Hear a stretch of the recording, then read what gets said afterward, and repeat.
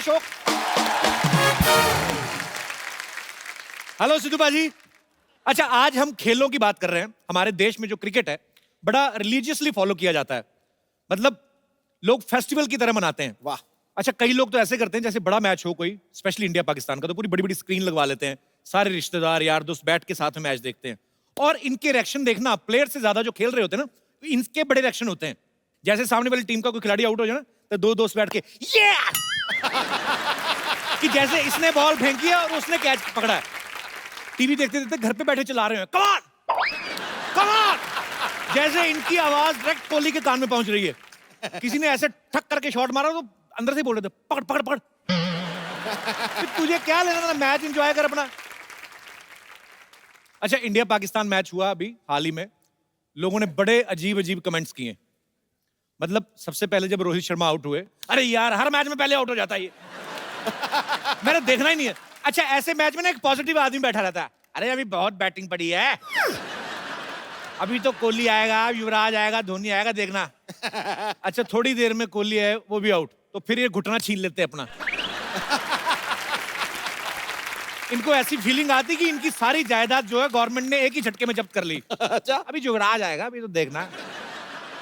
थोड़ी देर में युवराज आया, थोड़ा खेले, वो भी आउट। वो आदमी पॉजिटिव बना रहता है, कोई बात नहीं, अभी तो बड़ा है,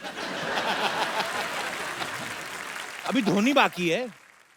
धोनी आए, थोड़ी देर खेले, धोनी निकले, फिर इनका सारा शिफ्ट पॉजिटिव आदमी का पांड्या पे चला जाता है। आज पांड्या कुछ करेगा।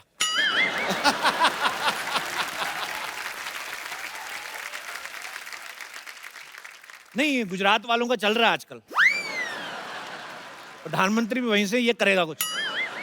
थोड़ी देर में पांड्या आउट ना, और ये जो सबसे पॉजिटिव आदमी होता है वो धीरे से अपनी चप्पल पहनता है, इनकी बैटिंग शुरू हुई तो बता देना मेरे को, तो अपना आराम से निकल जाता है। अच्छा, कुछ लोग तो मैच खत्म होने के बाद अजीब अजीब कमेंट देना शुरू कर देते हैं।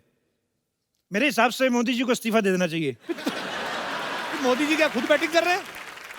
कुछ लोग तो और अजीब करते हैं, आज भाई साहब इंदिरा गांधी होती ना, सारी टीम अंदर कर देती। हमारे दास दादा फोटोग्राफर, ये बोलते हैं अच्छी सेहत के लिए खेलना बड़ा जरूरी है। मैंने कहा अच्छी बात है। मैं कहा आप खेला करो। कहता मैं खेलता हूं, मैं फिट नहीं रहता। मैंने कहा क्या खेलते हो? कहते जुआ। मैंने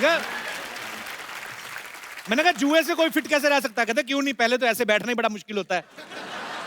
मैं कहा ऐसे क्यों बैठते हो? कहते पीछे पुलिस आई तो भागना भी तो होता है कि नहीं।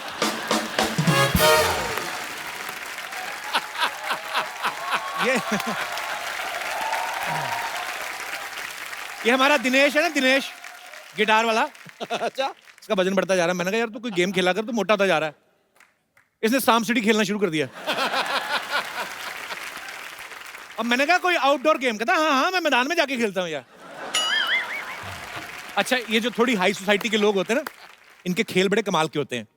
गोल्फ, चेस, बिलियर्ड्स, बड़ा ऐसा लगता है कुछ स्ट्रॉबेरी फ्लेवर आइसक्रीम खाने वाले हैं।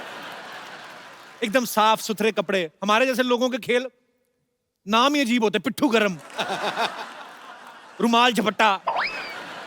नाम सुन के लगता है इसमें कोई खर्चा नहीं, चार पत्थर इकट्ठे किए, एक रुमाल निकाला, खेलो, एक दूसरे को बॉल मारो, चोट लगाओ, घर जाके मां की गालियां खाओ, कोई नहीं। गोल्फ में देख लो एकदम साफ सुथरे कपड़े, परफ्यूम लगा के एक दूसरे को सूंघ सूंघ के खेलते रहते हैं। गोल्फ खेलने जब आदमी जाता है, पहले तो अपने घर से कार में बैठ के क्लब तक जाता है, फिर वहां से एक छोटी बैटरी वाली कार आती है जिसमें यूं बैठ के जाते हैं, फिर वहां तक पहुंचते हैं, फिर एक शॉट मारते हैं क्रच करके। पहले तो बड़ा ध्यान से, पता नहीं क्या सोचते हैं ये, कभी कभी तो इतना भी होता है कि यहाँ पे ये है और यहीं पे वो है जहां पे बॉल डालनी है, तो देखते रहते हैं।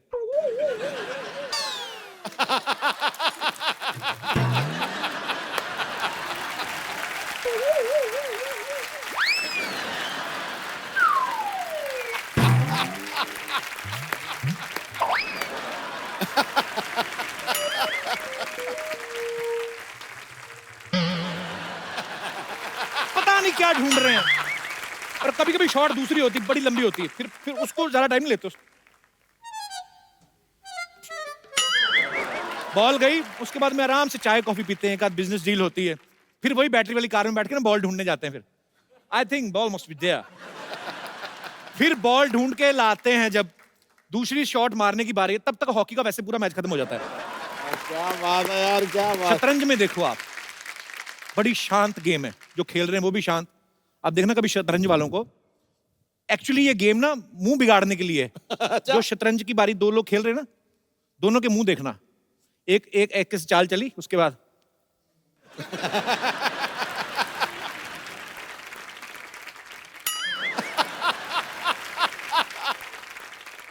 जो दूसरा है उसका मुंह भी वैसे ही।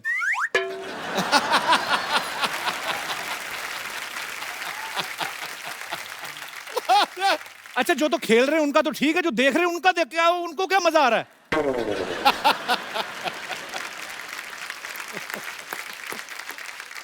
अजीब अजीब। अच्छा, गांव के खेलों का मजा आता है। बच्चों बेचारे, उनको अभी इतना बजट तो होता नहीं कि क्रिकेट की किट लेके खरीद सके, खेले उसको। वो छोटे छोटे खेल अपनी तरफ से बना लेते हैं, गाने गा गा के खेल बना लेते हैं। बुड्ढी माई कहाँ जा रही हो? यार बुड्ढी माई कहीं जा नहीं सकती। पोषण भाभी पोषण पा, साथियों ने क्या किया, 100 रुपए की घड़ी चुराई, अब तो जेल में जाना पड़ेगा, जेल का पानी पीना पड़ेगा। पता नहीं बेचारे खेल खेल रहे हैं कि फ्यूचर की प्लानिंग कर रहे हैं, उनको पता ही नहीं है। अच्छा, बच्चे ना एक्चुअली बड़े क्रिएटिव होते हैं, किसी भी चीज को खेल बना लेते हैं। खड़े खड़े कुछ इंस्ट्रूमेंट ही नहीं है, क्या करें, एक दूसरे को ऐसे ही, तो ऐसे आवाज निकाल सकता है, निकाल निकाल के बता। खड़े खड़े अजीब जी, ऐसे कर सकता है, करके बता। बच्चे तो बच्चे होते हैं, वो किसी भी तरह का खेल बना लेते हैं। गांव खेड़ों में जाओ आप, बड़े फैले बरगद का पेड़ है, नीचे बुजुर्ग लेटे हुए ना, उनको कुछ नहीं मिलता, चाचा के ऊपर से कूदे। चाचा लेटा हो, इसके ऊपर से कूदे। चाचा उठाई नहीं। बीच में कहीं चाचा की नाभि में पैर पड़ गया तो फिर बताते नहीं किसी को, ये तो कल से सो रहे हैं।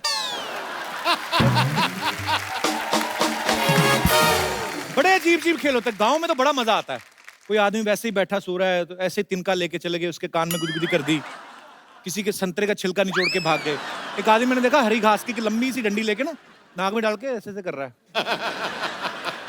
मैंने कहा ये क्या कर रहा है? अरे टाइम पास का टाइम पास, खेल का खेल, और क्या है? नाक भी साफ हो जाती। जैसे अभी मुंबई जैसे शहरों में साइकिलिंग के लिए, कंपटीशन के लिए अलग अलग ग्राउंड्स बने हैं। आप जाएं वहां पे, पे करें, साइकिल लें, कंपटीशन करें। हमारे गांव में थोड़ी ना होते थे। वहां पे एक लकड़ी का डंडा लेते थे और साइकिल का टायर ना पुराना, उसी को लेके चलाते रहते।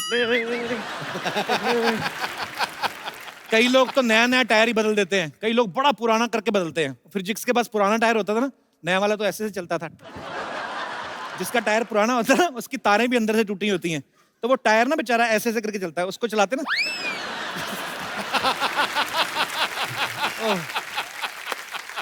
अच्छा, विदेशों में तो एक और खेल होता है, सांड की पीठ पे बैठ के ना उसके सींग पकड़ लेते हैं और फिर सांड ऐसे से घुमाता है और वो लगे रहते हैं ऐसे से। अच्छा, ये तब तक ही जोर दिखाते हैं जब तक सांड के ऊपर बैठे। जैसे ही नीचे आए ना, फिर चाहे स्पेन वाला हो चाहे इटली वाला, अंदर मन से ये नहीं कहता हाय मम्मी। फिर सांड इनको बा इज्जत जब सर पे नुकीले सिंहासन में बिठा के छोड़ के आता है ना, उसके बाद द मैच वाज वेरी, फिर इनको पता चलता है कि सांड सांड ही होता है, पंगा नहीं लेना चाहिए। हमारे यहाँ होली होती है ना, इतना मजेदार खेल है, उसको भी कई बार इतने गंदे तरीके से खेलते हैं ना, खुद तो काले हुए होते हैं, सामने वाले को सिल्वर कलर का कर देते हैं। लगता नहीं आदमी आ रहा है, ऐसा लगता है पटाखों की दुकान में आग लग गई है। अजीब अजीब।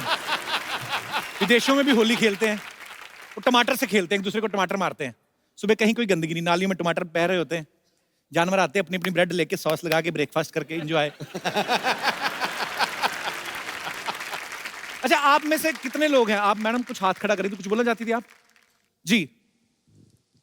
एक्चुअली शादी के पहले मुझे क्रिकेट बहुत अच्छा लगता था। अच्छा जी। और खेली भी हूँ मैं। अच्छा। हाँ। और शादी के बाद मीन्स मालूम पड़ा हस्बैंड को भी क्रिकेट बहुत अच्छा लगता है, तो मैं भी बहुत खुश थी। स्कूल कॉलेज में खेलती थी वैसे ही, मतलब? नहीं, ऐसे हम लोग क्रिकेट खेलते थे। ऐसे कैसे, मतलब हाँ। डाइनिंग टेबल पे? नहीं। अच्छा। मीन्स मैं जहाँ रहती थी वहाँ पे ग्राउंड पे हम लोग सब आजू बाजू वाले फ्रेंड्स खेलते थे हम लोग। लेकिन शादी के बाद सिनेरियो बहुत ही चेंज हो गया, क्योंकि वो इतने क्रिकेट के फ़ैन है, कंटिन्यूस क्रिकेट देखते हैं, तो उसके वजह से मैं अभी बहुत ही फ्रस्ट्रेट हो गई हूँ।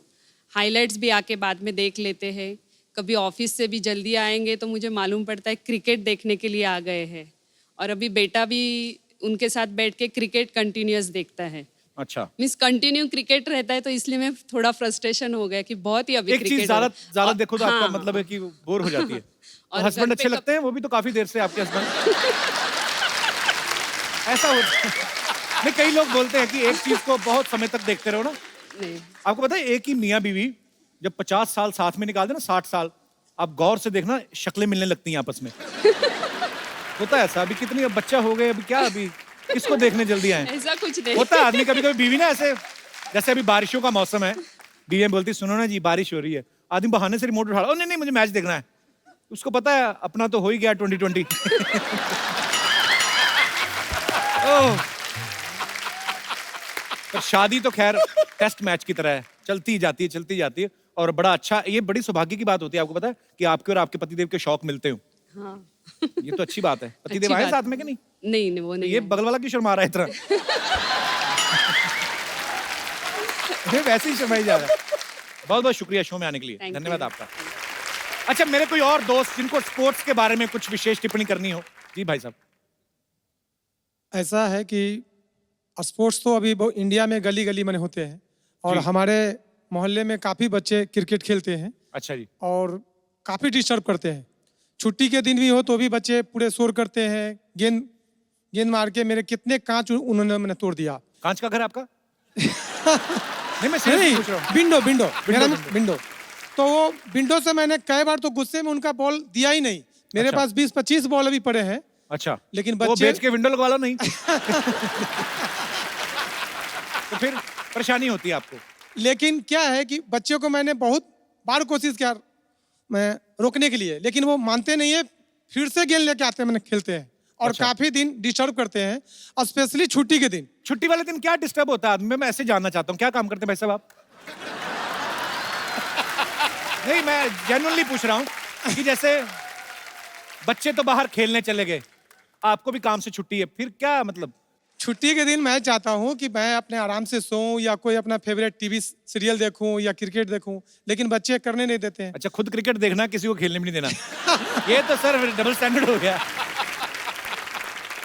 तो बेसिकली आपको बच्चों से प्रॉब्लम है जो क्रिकेट खेलते हैं? नहीं नहीं, ऐसे तो मुझे भी मैंने अच्छा लगता है, लेकिन कभी कभी ज्यादा होता है। कभी कभी ज्यादा होता है। हाँ, और चूंकि जब बच्चे ज्यादा करते हैं नॉइज, कभी आपस में झगड़ा करते हैं, फिर बॉल के लिए मैंने लड़ते हैं, तो थोड़ा डिस्टर्ब होती है। इस बार बॉल ना रखना आप, इस बार कोई बच्चा उठा के घर में रख लेना। पर खैर ये तो सर इसी चीज में मजा है, लाइफ भी यही है, एंजॉय करो। नहीं, मैं लास्ट में बोलता हूँ कि मैं उनका गेंद लास्ट में क्यों बोलना है? आप भगवान आपको लंबी उम्र दे, आप सारी उम्र बोलते रहें। मैं चाहता हूँ कि बच्चे को आने वाले समय में सभी गेंद वापस कर दूंगा। नहीं, आने वाले समय में आप इलेक्शन में खड़े होने वाले हैं? कैसा वादा किया है इन्होंने? आने वाले समय में मैं सब बच्चों को गेंद वापस कर दूंगा। आने वाले समय में बच्चे बच्चे थोड़ी रहेंगे, वो तो बड़े हो जाएंगे। नहीं नहीं, ज्यादा समय नहीं, मतलब 5-6 महीने के अंदर उनको दे दूंगा, क्योंकि 5-6 महीने में मतलब क्यों लोहे की खिड़कियां लगवाने लगे आप? बहुत बहुत शुक्रिया सर शो में आने के लिए। और कोई हमारे दोस्त? जी। कपिल जी, मुझे तकलीफ किसी बेसिकली स्पोर्ट्स से नहीं है, लेकिन जब भी क्रिकेट मैच होता है जी। और वो वीकेंड्स में आता है, जैसे इंडिया और पाकिस्तान का फाइनल था, संडे आया, क्योंकि हम लोग नॉर्मल मंडे टू फ्राइडे इतना बिजी रहते हैं कि वीकेंड्स में आपका शो एक तो हमको देखे बगैर चलता नहीं है, द कपिल शर्मा शो। क्योंकि So सर sweet यार। एंटरटेनमेंट के लिए ये जरूरी है हमारे लिए। हमें क्रिकेट पसंद है, लेकिन सर सैटरडे संडे जब होता है और वो भी डे नाइट मैच होता है ना, तब आपका शो मुझे मेरे घर में देखने ही नहीं मिलता, क्योंकि मेरे पापा इतने क्रेजी फैन है इंडिया की क्रिकेट टीम के कि मुझे दूसरों के घर में ये शो देखने जाना पड़ता है। हमारी भी टीआरपी नहीं आती उस समय। आप इतनी तारीफ कर रहे हैं, आपको फोन तो नहीं चाहिए? नहीं सर, मुझे फोन नहीं चाहिए, क्योंकि सर उसका एक रीजन है। मैं आपका कॉमेडी शो देखता हूँ जी। मैं उसी में अपना थोड़ा उम्र के मैं किसी दूसरों को भी हंसाता हूँ। मेरे कॉलेज में, अपने ऑफिस में मैं दूसरों को एंटरटेनमेंट आप करता हूँ। पढ़ते हैं अभी? हाँ सर, मेरा पढ़ाई चालू है और साथ में दूसरों को एंटरटेन करता हूँ सर, ऑफिस क्या में, बात? कॉलेज में। क्या इसलिए क्या पढ़ाई कर रहे हैं आप? एमकॉम LLB दोनों चालू है सर। घर वाले सर पैसे खरीदते नहीं है, मैं खुद सर अपनी मेहनत से कमाता भी हूँ और पढ़ाई करता हूँ sir. We are very proud of you. बहुत अच्छी बात है। Thank you sir. All the best brother, thank you so much Thank you, for sir. Coming. Thank.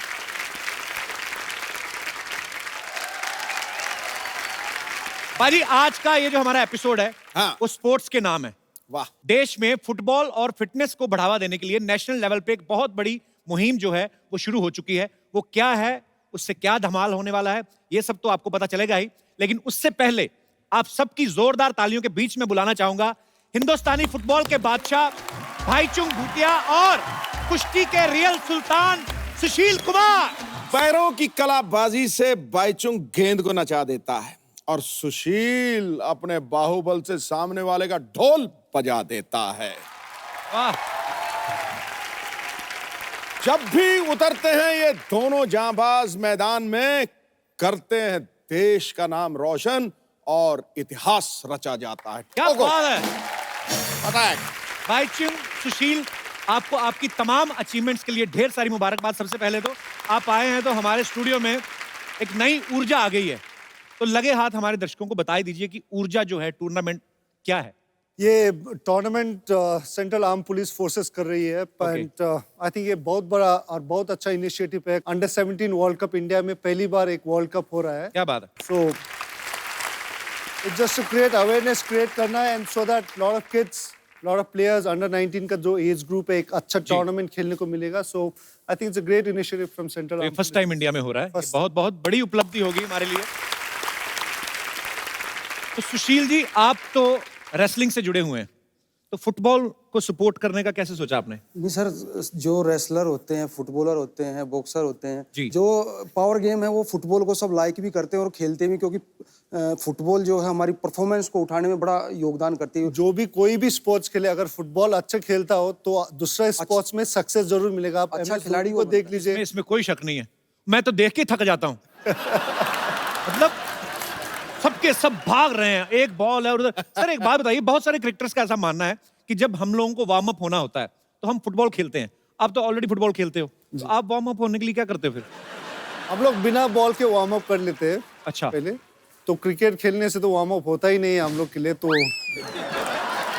आपका कुछ विशेष टिप्पणी क्रिकेटर साहब? मेरी विशेष टिप्पणी क्या है, मैं देखता हूं जब भी कपिल ने वार्म अप होना होता है मेरे पीछे देख लेता है। एक्चुअली पाजी, पीछे से हंसी ज्यादा आ रही है। पीछे वालों की आपको बड़ी चिंता, कभी आगे भी देख लिया करो। आइए सुशील, आइए बैचुंग, आपका बहुत बहुत स्वागत है। पाजी, खेल में इतना भाईचारा है कि आप देखिए फुटबॉल को प्रमोट किया जा रहा है, लेकिन इसमें खेल जगत की तमाम हस्तियां, चाहे वो कुश्ती से हो, जैसे आप सुशील कुमार जी को देख रहे हैं, बैडमिंटन से, हॉकी से, टेनिस से, क्रिकेट के, मतलब तमाम धुरंधर जो हैं वो फुटबॉल को सपोर्ट कर रहे हैं। तो इस बार फुटबॉल पे इतना फोकस क्यों किया जा रहा है? मतलब अभी जो फुटबॉल फेस जो चल रहा है, आई थिंक इट्स काफी अच्छे चल रहा है। जी। इंडिया का रैंकिंग भी 100 पे आ चुका है जी। 10-15 साल के बाद।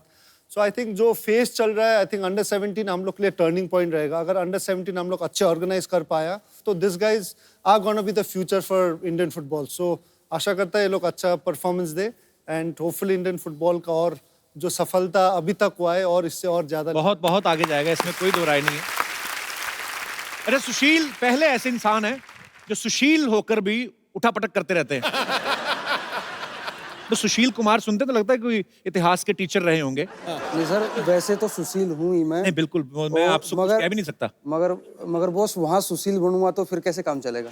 ये तो है, देश के लिए मेडल जीतना पड़ेगा, तो दूसरों को नहीं पटकेंगे तो मेडल कैसे मिलेंगे हमें? ये तो है। रेणुका जी, आईजी एसएसबी हमारे बीच मौजूद है। रेणुका जी, बहुत बहुत स्वागत है आपका। ये भी ऊर्जा के इस इनिशिएटिव के साथ फुटबॉल को प्रमोट करने में जी जान से मेहनत कर रहे हैं। तो मैम, किस तरह की आपकी प्लानिंग है, और सारी जो सेंट्रल आर्म फोर्सेस हैं जी, उनका इनके पीछे क्या मकसद है फुटबॉल के प्रमोट करने के पीछे? जो हमारे प्रधानमंत्री जी हैं जी, उन्होंने अपने मन की बात प्रोग्राम में ये बात कही थी कि जो अंडर 17 फीफा वर्ल्ड कप होने जा रहा है जी, वो केवल वर्ल्ड कप हो करके फिर न रह जाए। जी, इसमें और कुछ होना चाहिए, वो टिपिंग पॉइंट होना चाहिए फुटबॉल के लिए इस देश में। जी। तो ऐसा कुछ किया जाए कि फुटबॉल हर कोने तक पहुंचाया जाए। तो क्योंकि सेंट्रल आर्म पुलिस फोर्सेस आपको पता ही है कि हर कोने में मौजूद हैं, हर जी। कोने में तैनात हैं। तो इसीलिए हम लोगों ने 36 स्टेट्स और यूनियन टेरिटरीज सब जगह हम लोगों ने ये टूर्नामेंट ऑर्गेनाइज किए हैं। फेज़ 1 पूर्ण हो चुका है। तो ये मकसद है, फुटबॉल टैलेंट हंट टूर्नामेंट है। हम इसके माध्यम से हम रिक्रूट भी करेंगे, फुटबॉल को बढ़ावा भी देंगे, और जहाँ तक हो सके अवेयरनेस हम कोने कोने तक ले जाएंगे, ताकि क्रिकेट के अलावा और भी कोई गेम्स जो है वो प्रकाश में आए। बहुत अच्छा प्रयास है मैम, और आप सब लोग बहुत ही खूबसूरत काम कर रहे हैं। मैम, आप इतनी बड़ी ऑफिसर हैं, आईजी हैं, आपके हस्बैंड भी बहुत बड़े ऑफिसर हैं, ऐसे ही दिल में आया। आप आपस में लड़ाई तो होती होंगी, मतलब दोनों ही इतने पावरफुल है कि नहीं? ऐसा है ना कि जब एक पुलिस वाला होता है तो दूसरे पे मतलब झाड़ने की कोशिश कर सकता है, लेकिन जब दोनों पुलिस वाले हैं तो बोर हो जाते हैं, फिर कोई फायदा नहीं है। एक्चुअली दोनों को एक दूसरे डर लगता होगा ना कि एफआईआर ना करवा दें। हमारे एक दोस्त हैं कपिल कुमरिया साहब, इनका भी ऊर्जा के साथ ये भी एसोसिएट है। तो कपिल जी, आपका बहुत बहुत स्वागत है हमारे शो में। तो आप किस तरह से योगदान दे रहे हैं अपना? जैसे कि मैडम ने बोला, जी। अब ये एक ब्यूरोक्रेट और एक पुलिस ऑफिसर हैं जी। इनकी मैंने जब ऊर्जा देखी, मैं थोड़ा सा इनके साथ एसोसिएट हुआ था just to help to find a name for the tournament. जी। और आज बड़ी खुशी हो रही है कि प्राइम मिनिस्टर का इनिशिएटिव जो शुरू हुआ आई थिंक मार्च में, और आज हम लोग सेकंड फेज पे आ गए, और 36 स्टेट से एक फेज खेलने के बाद कई अच्छे टैलेंट बच्चे निकले। They have beaten the Italian team also, they went to Italy for practice and they beat them also. I am very proud. और हमने क्या कहते हैं, कपिल देव को ब्रांड एम्बेसडर बनाया। He was very happy to be part of it. जी। And I am proud that with all this people around me we have been able to make this tournament a very successful one. 25 जुलाई को उसकी closing होगी दिल्ली में, hopefully हमारे prime minister करेंगे closing उसकी। जी। और जैसे बैचुंग ने भी कहा, बच्चे शुरू से पकड़े जाएंगे तो हमारे देश का जो नंबर 100 है वो नंबर 5 पे भी आ सकता है, नंबर 3 भी, क्या आई थिंक नंबर 1 भी हो सकते हैं हम लोग। बहुत अच्छा प्रयास है सर, बहुत बहुत बधाई आपको इसके लिए। सीआईएसएफ से जैसे मैंने बताया कि बहुत सारी फोर्सेस जो हैं इस मुहिम के साथ जुड़ी हुई हैं, तो हमारे बहुत सारे दोस्त यहाँ पे मौजूद हैं। सर, आप इसके लिए क्या प्रयास कर रहे हैं अलग से? सीआईएसएफ एक सेंट्रल पैरामिलिट्री फोर्स है जी। सीआईएसएफ को भी कुछ स्टेट में ये ऊर्जा फुटबॉल टूर्नामेंट ऑर्गेनाइज करने का जिम्मा दिया गया था। हमारा प्रयास ये रहेगा जी। कि ये टैलेंट जो उभर के सामने आया है उसको सेंट्रल पैरामिलिट्री फोर्स में रिक्रूट किया जाए, उनको नर्चर किया जाए, और देश के लिए जो आने वाला भविष्य है उसको उज्जवल बनाया जाए। बहुत अच्छा है सर, बहुत अच्छा प्रयास कर रहे हैं आप सब लोग। और सीआईएसएफ इसमें बड़ा अहम योगदान निभा रहे हैं, क्योंकि सीआईएसएफ वाले देश के कोने कोने में से ढूंढ सकते भी है। बिकॉज जब आप एयरपोर्ट पे जाओ ना, तो आपके सूटकेस के कोने कोने में से चीजें ढूंढ लेते, नेल कटर तक नहीं छोड़ते। तो सर ऐसे ही मैं दिमाग में आया था, देसी घी का डिब्बा एक बार मेरी मम्मी लेके जा रही थी, वो भी निकलवा लेते हैं। वैसे क्यों निकलवाते हैं सर? ऐसे कि जहाज में लाउड नहीं होता सर देसी घी? ऐसे ही पूछा सर आप। सर बताना चाहूंगा, देसी घी एक्चुअल में लिक्विड आइटम है सर। हाँ जी। और लिक्विड, एरोसेल और जेल, ये तीनों ही फॉर्मेट में जो लिक्विड जाता है सर, उसमें कोई एक्सप्लोसिव भी हो सकता है। ओके। तो लिक्विड 100 ml से ज्यादा जो भी लिक्विड आइटम है सर, वो सब का सब रोका जाएगा। नहीं, तो हमारे दर्शकों का ही सवाल था कि सीआईएसएफ से कुछ ऑफिसर्स आए, तो उनको पूछा जाए कि जैसे देसी घी का डिब्बा सपोज निकाल लिया, तो बाद में किधर जाता है वो?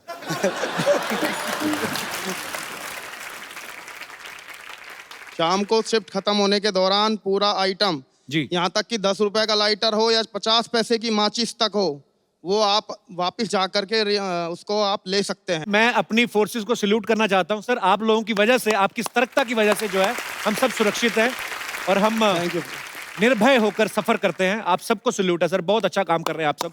Thank you sir. जो लड़कियां होती हैं वो ऐसे लड़कों की बॉडी की बड़ी फैन होती हैं कि अच्छा लड़का सेहतमंद हो, तो जब आप बाहर कुश्ती वगैरह करते हैं तो गोरियां बोलती नहीं कि हाय व्हाट मस्त? मेरी शादी हो चुकी है। ये ट्विंस बच्चे हैं मेरे को 2। जी। तो मैं वहीं ज्यादा ध्यान देता हूँ, उनका पता नहीं वो क्या ध्यान देते हैं। भाईचुंग, आपके नाम में ही भाई लगता है। जैसे स्कूल कॉलेज में जब पढ़ते थे, लड़कियां ऑब्वियसली बुलाती होंगी हाय भाई, हाउ आर यू, तो उस समय आपको बुरा नहीं लगता था कि यार ये क्या मतलब? डेफिनेटली गुस्सा तो आता है जब भाई बोला था। और मैं जब स्कूल में था जी, तो मैं हर समय फुटबॉल खेलता था। तो अच्छा। हर समय मैं गंदा होके बैठा था, बिकॉज फुटबॉल खेल के पसीना होके हर समय, तो कोई लड़की देखता ही नहीं था। अच्छा। तो हम जितना भी कोशिश करें, कारण मैं इतना गंदा रहता था तो कोई देखता ही नहीं था। तो राखी का दिन में सब आके मुझे राखी पहनता था, तो उसी समय थोड़ा बहुत तो आपका फोकस क्लियर था, बात करने तभी आप इंडियन टीम के कैप्टन भी रहे हैं। आपको तो मेरे ख्याल से जो आपकी गृहस्थी शुरू हुई, आपकी अर्धांगिनी, वो भी कुश्ती की वजह से ही? हाँ जी, मेरे जो गुरुजी हैं उन्हीं की जो लड़की है उन्हीं के साथ मेरी शादी हुई। वाह। तो ये भी बड़े और बच्चे भी अब मेरे 3 साल के हैं, वो भी रेसलिंग की तरफ उनका वो रहता है, वो छोटे से अखाड़े में आ जाते हैं। 3 साल के ही? हाँ 3 साल के ही हैं वो, उनको भी क्योंकि उनके नाना भी बहुत बड़े पहलवान रहे, 82 के एशियन गेम्स के गोल्ड मेडलिस्ट रहे हैं और पापा ओलंपिक मेडलिस्ट हैं, वर्ल्ड चैंपियन, तो थोड़ा सा तो जाएगा ना जी। क्या बात है। अच्छा, जिस तरीके से इनके खानदान में सारे रेसलिंग करते हैं, आप सब लोग इकट्ठे हो जाओ, आप तो दिल्ली खाली करा लो। कर सकते हैं। अब वक्त है ऊर्जा को सपोर्ट कर रही कुछ और हस्तियों को यहाँ पे बुलाने का, तो आप सबकी जोरदार तालियों के बीच में इनवाइट करना चाहूंगा हिरनी जैसी लंबी छलांग लगाने वाली उड़न परी अंजू बॉबी जॉर्ज और माउंट एवरेस्ट पे 6 बार फतेह करने वाले पद्मश्री लवराज सिंह धर्मशत्रु का। अंजू जी, लवराज सिंह जी, आपका बहुत बहुत स्वागत है। आइए विराजमान हो जाइए। आप दोनों का बहुत बहुत स्वागत है। Thank you.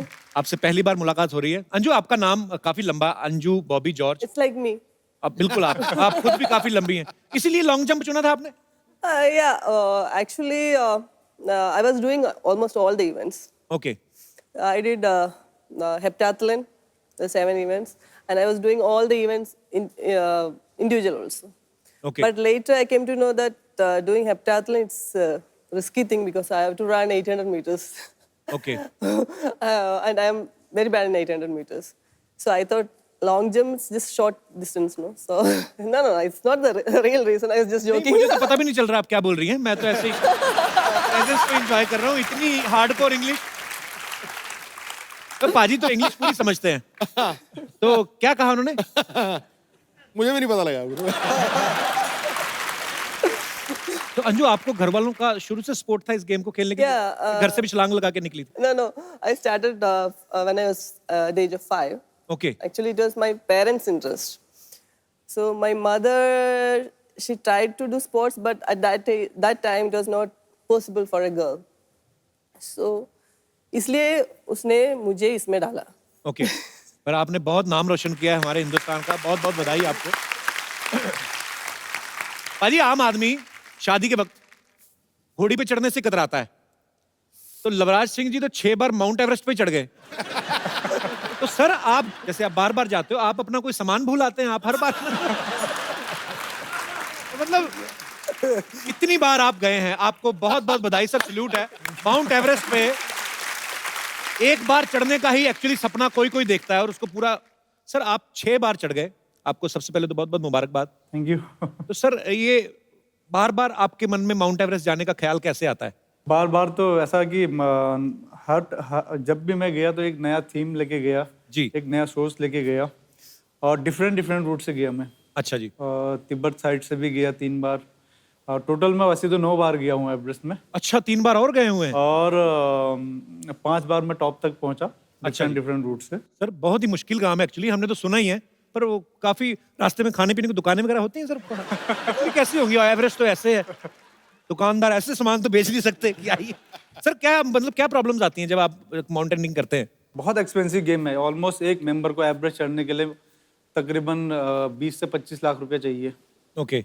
इक्विपमेंट कम से कम 4-5 लाख का इक्विपमेंट लग जाता है। और नेपाल गवर्नमेंट का जो रॉयल्टी है $11,000 परमिशन फीस, इस तरह से ऑलमोस्ट 25 लाख के आसपास खर्चा आता है। एक खाना पीना, ऑक्सीजन तक आपको कैरी करनी पड़ती है? 3 सिलेंडर जो है ऑक्सीजन लगता है सबमिट के लिए। क्या बात है सर, बड़ा जोखिम वाला काम है जो आप इतनी बार कर चुके हैं। और आप सबको सैल्यूट है सर, आप अपने अपने फील्ड में सब लोग धुरंधर हैं। अच्छा, आपको पता पाजी, अंजू के जो हस्बैंड हैं वही इनके कोच हैं लॉन्ग जंप में। एम आई राइट? Yeah. तो जैसे बारिश का मौसम चल रहा है आजकल, तो हस्बैंड वाइफ नॉर्मल तो लॉन्ग ड्राइव पे जाते हैं, आप दोनों लॉन्ग जंप पे जाते कैसे? ऐसे ही पूछा कि No, ऐसा नहीं।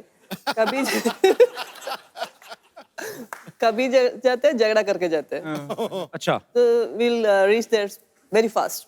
अच्छा, ये भी बड़ा मजेदार चीज होती है हस्बैंड वाइफ के एक ही शौक हो, है ना? नहीं तो अगर हस्बैंड कोई और फील्ड से हो तो क्या कि सारा दिन उछलती रहती हो, सारा दिन कूदते रहते हो। हस्बैंड भी खुद long jump, wife very nice. और आप, भगवान करे आप दुनिया की सबसे लंबी छलांगे मारती रहे। कप्पू, हाँ जी। तुमने नोटिस नहीं किया मैं आई हूँ? नोटिस तो मैं रोज कर रहा हूँ, अब तुझे नोटिस भेजने वाला हूँ मैं। एक्सक्यूज मी, ऐसे कैसे तुम नोटिस भेज दोगे? मैं सबसे मिलने आई हूँ। हाय सुशील, हाय बाईचुंग, हेलो लवराज जी, हाय अंजू, आप लोग कैसे हो? आज तू स्पोर्ट्स वाली बन के आ गई? बिल्कुल, जैसा देश वैसा भेष पाजी। आफ्टर ऑल मैं भी एक स्पोर्ट्स पर्सन हूँ। वैसे लवराज जी, मेरा एक सवाल था। मुझे ना माउंटेनियरिंग और ट्रैकिंग का बहुत शौक है, तो कितना टाइम लगता है माउंट एवरेस्ट क्लाइंब करने में? माउंट एवरेस्ट क्लाइम करने में ऑलमोस्ट 1.5 मंथ। 1.5 मंथ ना? तो इसको अगर बोल देना कोई ऊपर लंगर लगा हुआ है, 45 मिनट में चढ़ जाएगी। एक माउंटेनियरिंग का शौक कोई नहीं है। इनका फ्रिज खराब है, बर्फ लेने जाना है, झूठ बोल रही है। आज क्या झूठ बोलने आई? तुम चुप रहो, मैं कोई झूठ नहीं बोलने आई। वो क्या है ना सुशील, हम 4-5 लड़कियों ने मिलाकर एक एनजीओ खोला है। एनजीओ नहीं, गिरोह कहते हैं उसको। ये 5-6 लड़कियां हैं, कोई गाड़ी आती है ना, जानबूझ के गिर जाती है, चोट लगी, फिर पैसे मांगती है, कभी कभी तो पर्स छीन के भाग जाती हैं ये। एक दिन ये भी था, चेन चोरी करने के बाद बोला कि आपको कभी लगा था कि मैं आपकी चेन चुराऊंगा?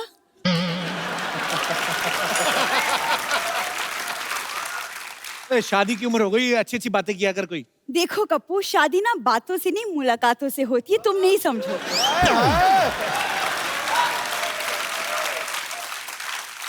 बस कर, मेरी हंसी निकलाएगी तू, जा। देखो मैं यहाँ हंसाने नहीं, ये मैं कुछ सामान बेचने आई हूँ ताकि मैं चैरिटी कर सकूँ। चैरिटी? तो ये चोरिटी कहाँ से की, पहले तो ये बताओ। इसका सामान उठा के लाई है ये? किसी का भी नहीं। ये देखो, ये सब एंटीक सामान है, तो मैं ऑक्शन करूंगी, ठीक है? ये देखो, ध्यानचंद जी की हॉकी। ओह, तुम्हारे पास कहाँ से आई है? कहाँ से आई मतलब क्या? दादाजी खेलते थे उनके साथ। आ गया दादा। ये ध्यानचंद जी के जानते थे, ये तो मेरे को पक्का पता है, लेकिन एक बार ध्यानचंद जी का ध्यान इधर हुआ, ये हॉकी लेके निकल गए इनके दादाजी। ये ऐसे काम करते तुम लोग? खबरदार, तुमने मेरे दादाजी को चोर कहा तो। वो स्पोर्ट्स पर्सन थे। वैसे अंजू जी, पता है वो दादाजी ना लॉन्ग जंप में भी चैंपियन थे। मजबूरी थी उनकी, घर नाले के बिल्कुल बगल में था। दरवाजा खोलते लॉन्ग जंप मारना पड़ता था उनको। एक बार तो पाजी जंप ना, एक बार लॉन्ग जंप थोड़ा सा शॉर्ट रह गया, फिर जाके जुहू बीच से कलेक्ट किया इनको। और क्या सामान लेके आई है? झूठ बोली जा रही है। नाले के बीच में से ही निकल मेरे गया। पास एक बहुत ही पुराना but brand new cricket bat है। देख लो, दिमाग सरका है। बहुत पुराना है तो ब्रांड न्यू कैसे हो गया? पुराना है लेकिन यूज नहीं किया। वो क्या है ना, एक बहुत ही महान क्रिकेटर 1990 में खेलने के लिए उतरे, लेकिन यूज ही नहीं किया। मैंने नहीं कहा, मैंने कुछ कहा पाजी, उसने कहा, मैंने कुछ कहा।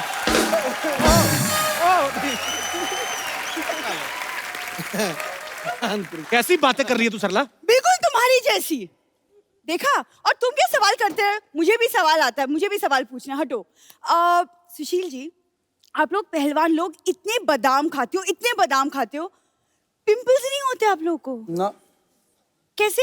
हमें तो मेहनत बहुत भी तो पिंपल्स करते हैं ना, हो फिर जाते हैं। पचाते हैं ना उनको। ये नहीं कि खा के लेट जाते हैं। आके लेटना नहीं होता। पिंपल उसी को तो होंगे जो खा के लेट जाएगा। नहीं, ये तो इसने बहाने से पूछा कि आप इतने बादाम खाते हो तो 2-4 जेब में भी होंगे, सो लेट्स ईट टुगेदर। ये बहाने से बात शुरू करती है। एक्सक्यूज मी, हमारे यहाँ बादामों की कमी नहीं है, हम तो खुद जेब में लेके घूमते हैं बादाम। अच्छा, फिर एक बात है, इनके दादाजी ने बहुत स्ट्रगल किया है। 4 बादाम और 2 अखरोट लेके मुंबई आए थे। आज देखो उनकी अपनी मूंगफली है।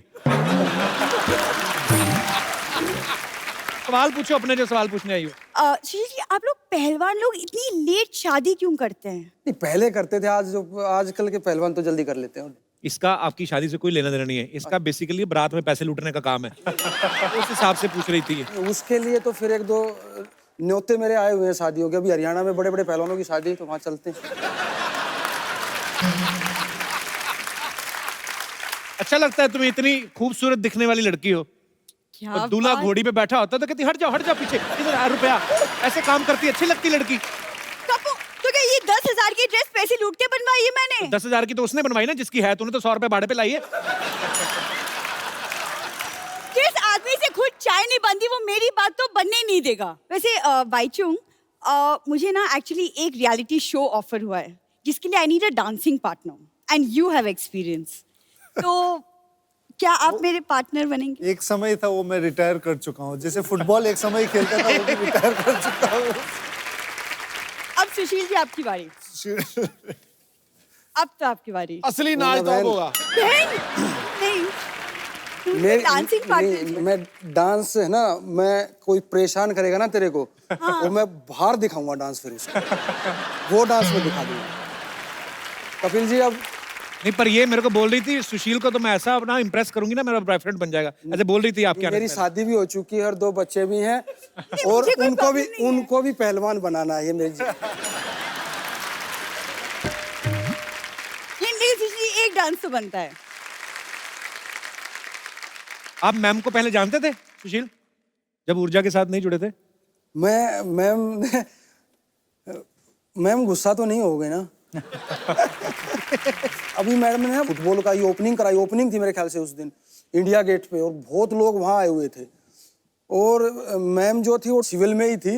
अच्छा। तो मैंने मैम को देखा, मैं कहा यार पता नहीं ये मैम इतनी परेशान क्यों हो रही है, चाहे तो ये कोई कैंटीन वाली है जो कैटर होता है, चाहे वो है, चाहे कोई मैनेजमेंट कंपनी का कोई चाहे मैनेजर है ये। मगर जब मुझे बाद में पता लगा कि मैडम आईजी हैं और इतनी मेहनत वो कर रही हैं टूर्नामेंट को सफल करने में, बहुत कम ऑफिसर जो है स्पोर्ट्स को इतना सपोर्ट करते हैं फोर्सों में। मैं ठीक कह रहा हूँ ना मैम? टीम होगी कौन सी वाली बात का कह रहे हो कि ठीक कर रहे हो? वो मैम आप जिसमें से जो अच्छी लगे वो उठा लो। तीनों चीज बहुत अच्छी थी, इतनी मेहनत, आप इतने बड़े रैंक पे होकर इतनी तरीके से हर चीज आपने मैनेज की, वो भी बहुत अच्छी है, चाहे वो कैटरिंग के रूप में हो या मैनेजमेंट के रूप में, वो भी बहुत अच्छी है। पर ये बहुत बड़ी बात है जब खुद ऑफिसर जो है मौके पे रह के पूरे कार्यक्रम को संभाल रहे होते हैं, तो ऑब्वियसली आपकी टीम को भी एक नई ऊर्जा मिलती है। तो आप बहुत अच्छा काम कर रहे हैं, आप सबको बहुत बहुत बधाई इस काम के लिए। अच्छा पाजी, एक चीज है, जैसे आप क्रिकेट खेलते हो या कोई भी स्पोर्ट है, तो उनके जो कोच हैं वो बाहर से देख रहे हैं, अप्रिशिएट कर रहे हैं, या टेंशन भी होती है कि अगर गेम थोड़ा नहीं सही जा रहा है, अच्छा जा रहा है, तो खुश भी होते हैं। फुटबॉल में मैंने देखा जो कोच हैं बिल्कुल ही, मैंने जब इंटरनेशनल मैच देखता हूँ इन्वॉल्व हो जाते, बहुत इन्वॉल्व, मैं कहता हूँ वो पूरा खेलते बाहर से ही। वो क्यों इतनी टेंशन लेते? उनका पैसा लगा होता है। कोच का बहुत बड़ा रोल होता है एंटायर टीम को बिल्ड करने के लिए, और कौन फॉर्मेशन क्या स्टाइल में खेलना है, कैसा मूवमेंट करना है, तो ये ट्रेनिंग में बहुत करता है। एंड व्हेन ग्राउंड में जब नहीं दिखाई देता है तो देन काफी एजिटेटेड हो जाता है। नहीं, मेरा इसलिए सवाल में आया था कि आदमी अगर बॉल लेके जा रहा है, भाग रहा है, इधर से क्वेश्चन मिला इधर मतलब किधर, उतनी देर में तो बॉल लेके निकल जाए। अच्छा, दंगल में आमिर खान साहब ने इनकी जैसी बॉडी बनाई है और इनसे इंस्पायर होकर, तो आपको आमिर खान का कोई डायलॉग आता है? ऐसे ही पूछ लिया मैंने, वैसे ट्राई कर लेंगे। मैं आपको डायलॉग देता हूँ। डायलॉग है कि अपनी मिट्टी की हमेशा इज्जत करना। अपनी मिट्टी की हमेशा इज्जत करना, क्योंकि जितनी इज्जत तुम मिट्टी की करोगे, जितनी इज्जत तुम अपनी मिट्टी की करोगे, उतनी इज्जत तुम्हें मिट्टी से मिलेगी। उतनी ही इज्जत तुम्हें मिट्टी से मिलेगी। अभी पूरा याद है आपको? हो गया कि नहीं? नहीं हुआ जी। नहीं हुआ। अंजू, क्योंकि आपकी इंग्लिश बहुत अच्छी है, तो उसके लिए एक आपके लिए डायलॉग है कि एक चुटकी सिंदूर की कीमत तुम क्या जानो रमेश बाबू। Can you split it? एक चुटकी लगातार बोलना है, मजा उसी में है। इसका मतलब क्या है? उसका मतलब बताता हूँ, एक चुटकी मैं आपको इंग्लिश में बताता हूँ। एक चुटकी सिंदूर की कीमत one gram. One pinch of red salt. हाँ,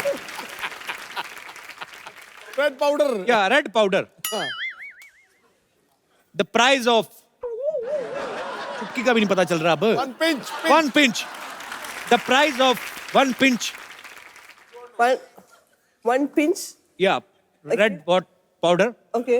What do you know about? Ramesh Babu.